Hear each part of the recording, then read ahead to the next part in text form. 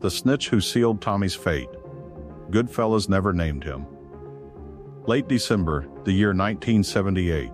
A freezing night in Ozone Park, Queens.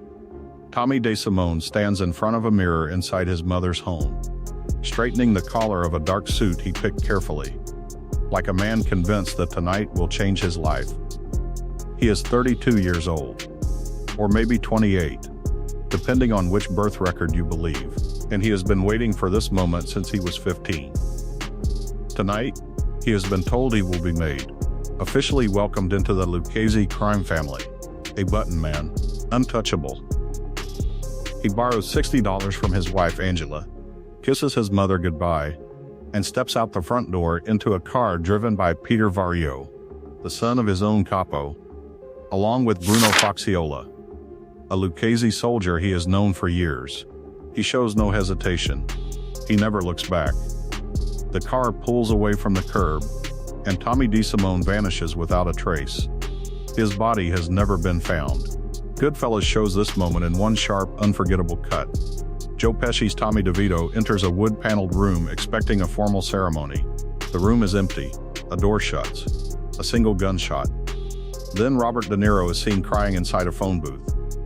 It remains one of the most well-known deaths in American cinema, yet almost everything behind it, the background, the reason, the men involved, and the exact betrayal that allowed it to happen, has been left out of the record. The film never reveals who contacted the Gambino family and confirmed what they had suspected for years. It never explains why that call finally came after nearly 9 years of silence. And it never identifies the man who sent his own son to drive Tommy to his death. That man was not an enemy. He was not working for the federal government. He was the one person Tommy trusted more than anyone else in his life. Goodfellas never revealed that the informant who decided Tommy DeSimone's fate was his own boss, Paul Vario. The real Paulie, the same man Joe Pesci's Tommy saw as his protector. The official record, built from Henry Hill's testimony, Nicholas Pileggi's reporting, and confirmation from former Gambino associate Sal Polisi, shows that Vario himself handed DeSimone over to the family that wanted him dead. He did this not because of Billy Bats, and not because of any official rules. He did it because Tommy carried out a violent act against the wrong woman, something the film completely left out. And Vario's anger gave the Gambino family the one thing they had been missing for almost 10 years: official permission from the Lucchese family to carry out the killing. The first detail the record corrects is the body itself. Joe Pesci stands at 5'4". He portrayed Tommy DeSimone as a tightly wounded figure, filled with controlled anger. A smaller man whose violence seemed tied to his size. A bantamweight striking out at a world that looked down on him. The performance is remarkable. But physically, it is inaccurate in a way that shifts the entire understanding of the character. The real Thomas Anthony DeSimone was 6'2" tall, and weighed somewhere between 210 and 225 pounds. He had a broad frame, was strongly built, deeply focused on boxing and weight training, and carried a physical presence that was naturally intimidating, not driven by any need to compensate. Henry Hill, who had known DeSimone for more than 10 years, later admitted that Pesci's performance was about 90 to 95% accurate, with one key difference. According to Hill, Pesci's physical build did not match the real DeSimone, who was tall and strongly built. This is not just a small detail about casting. It is a point that changes how every violent moment in the film should be understood, and helps explain the attack that eventually led to Tommy's death at its real level. This was not a small man losing control. This was a big, dangerous man. Someone even made members of the Lucchese family were afraid of. And when he directed that violence toward Karen Hill, the wife of his closest associate, and the mistress of his own captain, the danger was not distant or theoretical. It was real, immediate, and backed by a physical presence capable of carrying it out. DeSimone was born into a family deeply rooted in organized crime, to the point where his path in life seemed more like something he inherited rather than chose. His paternal grandfather, Rosario DeSimone, became the boss of the Los Angeles crime family in 1922. Later, His uncle, Frank DeSimone, took over leadership of that same family in 1956 after Jack Dragna. His sister Phyllis became involved with Jimmy Burke as his mistress when she was just 16 years old. Meanwhile, his brother Anthony, known as Tony D, turned into an FBI informant, gave testimony against members from 3 different crime families, and was later killed by Gambino soldier Thomas Agro, under orders believed to be linked to either John Gotti or underboss Agnello Della Croce. As Pileggi noted in Wizzy, Tommy had a brother who once informed the police, and Tommy spent his entire time in crime trying to overcome that fact. His brother's actions were not a small detail. They followed Tommy everywhere and created constant doubt among those around him, making them question whether that kind of weakness existed beyond just one member of the family. DeSimone joined Paul Vario's crew around 1965, brought in by Jimmy Burke, who asked Hill to keep an eye on him and show him how the cigarette operation worked.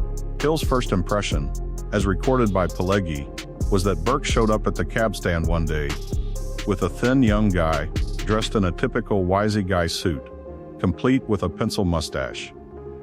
That skinny kid did not stay that way for long. Within 2 years, DeSimone was involved in the Air France robbery on April 7, 1967, leaving the cargo terminal at John F. Kennedy International Airport with $420,000 in cash alongside Hill. He showed that he could earn consistently through truck hijackings, cigarette smuggling, and the airport theft operations that made Vario's crew one of the most successful groups in the Lucchese family. But he also revealed another side of himself. Hill estimated that DeSimone was responsible for around 11 murders, including at least 4 killings that took place while he was serving time in different prisons. His first recorded murder, Howard Goldstein, who was shot on a public street on March 15, 1968, was carried out, according to Hill, without any real operational reason. DeSimone called out to a random stranger, then pulled out his .38 caliber revolver and fired. When Hill told him the act was cold-blooded, DeSimone simply reacted with a shrug and said 5 words. According to Hill's testimony, he said he was a mean cat. The murder that triggered everything, and which Goodfellas presented as a key turning point, was the killing of William Bentvena, known as Billy Batts, on June 11, 1970. However, the film reduced and simplified the situation so much that viewers never fully grasped the larger structure and consequences that DeSimone's violence had created.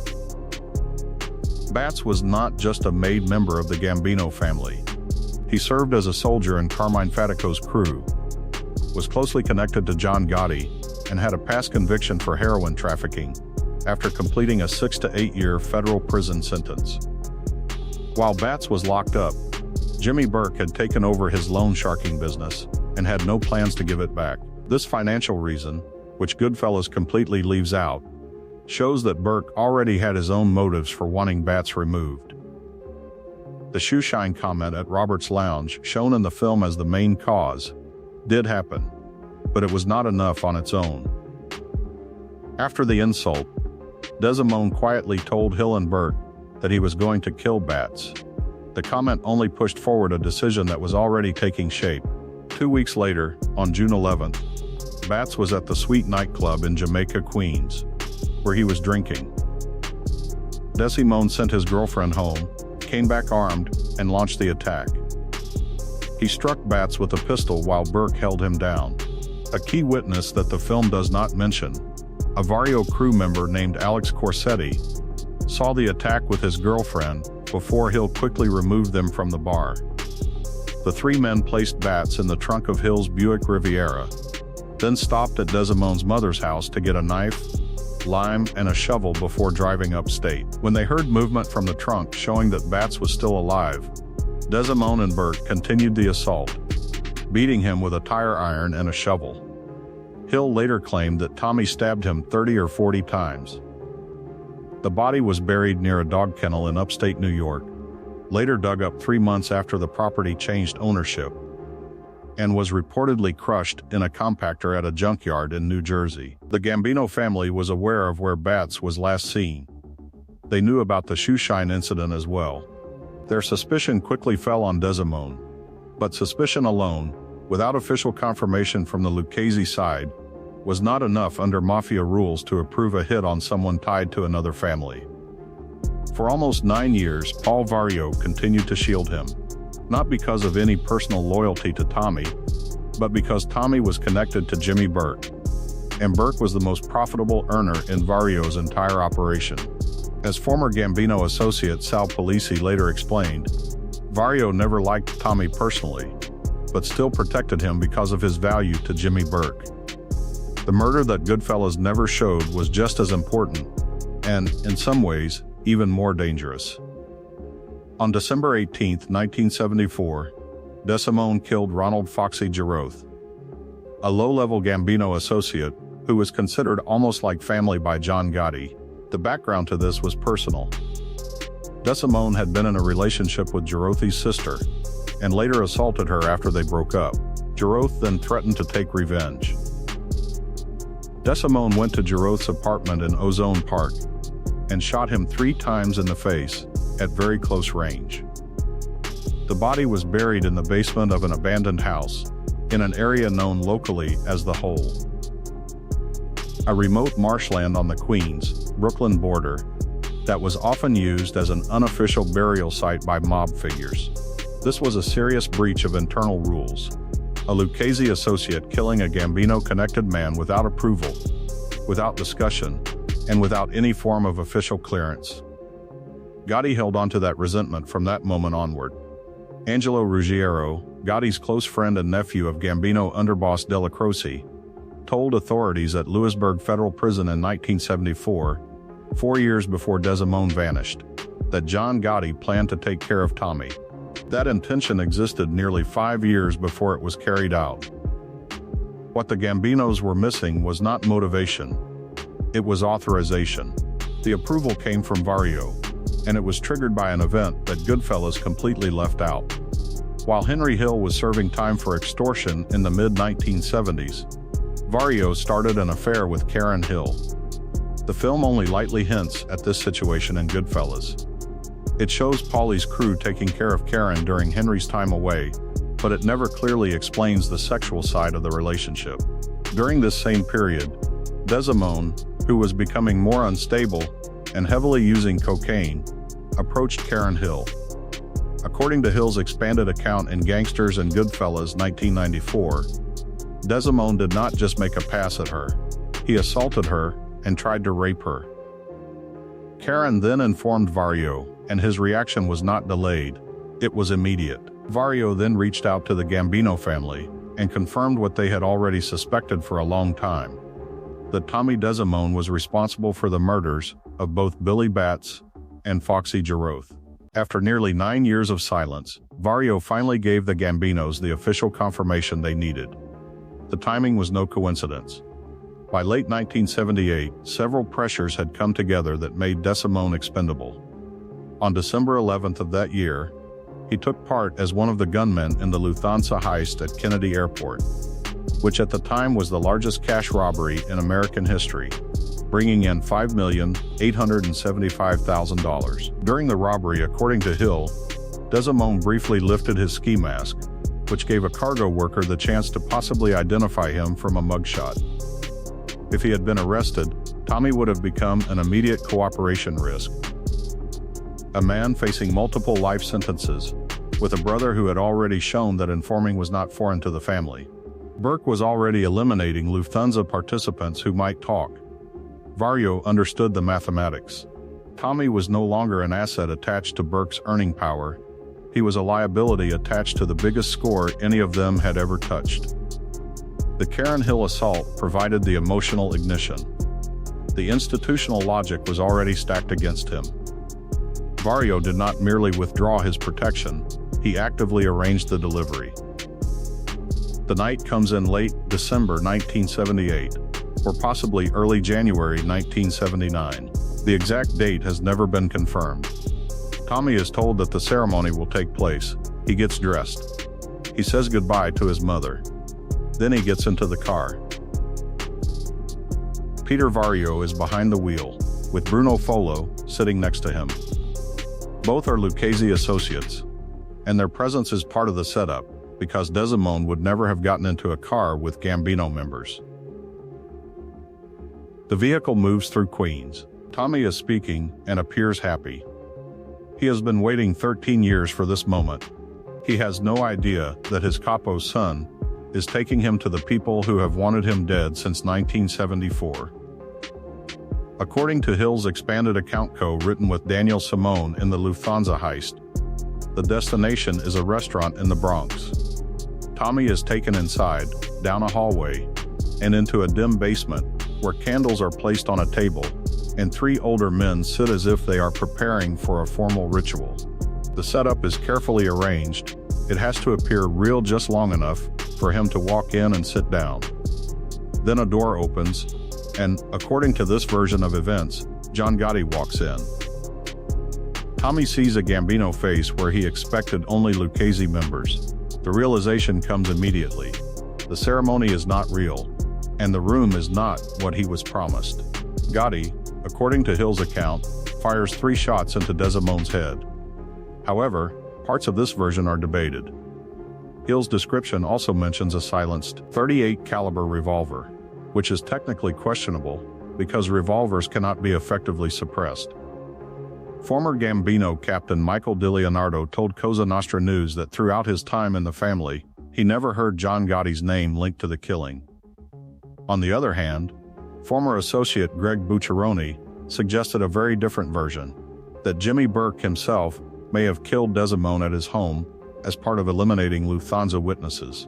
However, the most supported account, backed by Joe Dogs Iannuzzi's testimony and police investigation reports, identifies Gambino soldier Thomas Agro as the shooter, likely acting under Gotti's orders, with the possibility that Gotti was present.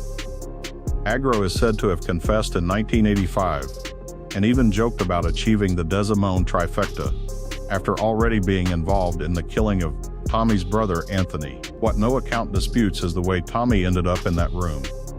Peter Vario was the driver. Bruno Folo was with him. Paul Vario organized the trip.